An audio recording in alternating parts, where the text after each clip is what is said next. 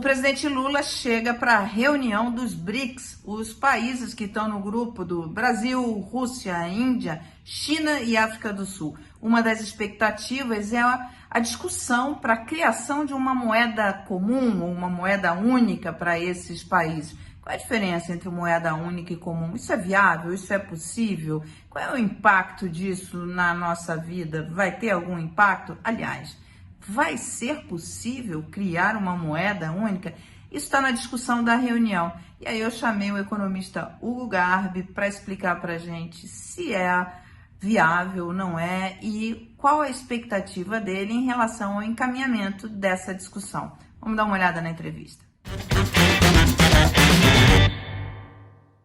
Professor, em relação à possibilidade de uma moeda comum ou uma moeda única para os países do BRICS, você vê algum avanço nesse sentido? Qual é a diferença entre uma moeda comum e uma moeda única? E há chances de pavimentar isso num espaço de curto, médio prazo? Olha, Mário, eu honestamente sou cético em relação à moeda comum ou moeda única, né? A diferença entre moeda comum e moeda única é o caminho que você vai percorrendo, né? Então, a moeda comum, teoricamente, seria o primeiro passo, né, para uma adaptação de uma moeda única, como o euro tem hoje na União Europeia.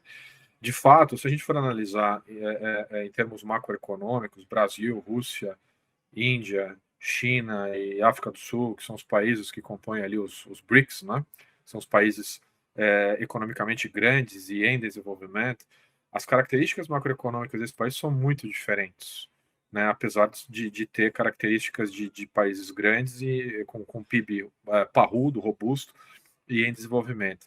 A China, por exemplo, ela tem uma característica de depreciação cambial que se demonstrou absolutamente correta, porque hoje ela é o parque industrial do mundo. E ela cresceu assim e ficou, se consolidou como a segunda economia do mundo dessa forma, que é uma característica bem diferente do Brasil, que é um país exportador, é um país agro, que exporta, né? O Brasil é o país que fornece alimento para o mundo todo. Então, essas características de política monetária são muito diferentes e que dificulta, né, necessariamente essa adaptação.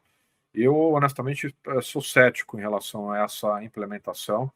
Eu acho que as trocas comerciais elas devem sim ser implementadas com mais força, mas acho difícil, por conta das diferenças econômicas desses países, uma implementação de uma moeda comum. Eu acompanhei o finalzinho ali, quando começou a implementar o euro.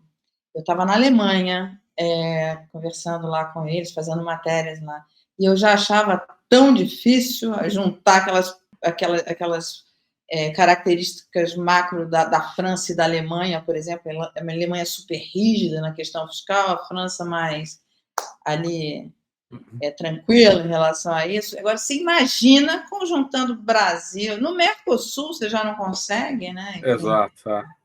E aí você tem países ali na própria Europa, né? A Grécia, por exemplo, que forçou uma entrada no euro e deu no que deu, né? A crise grega, porque você também tem que aguentar o tranco, ou seja, você tem que adaptar a sua moeda, né? Um clube ali de ricos que você precisa também se manter como um país pujante economicamente, que grande parte das vezes não é a realidade.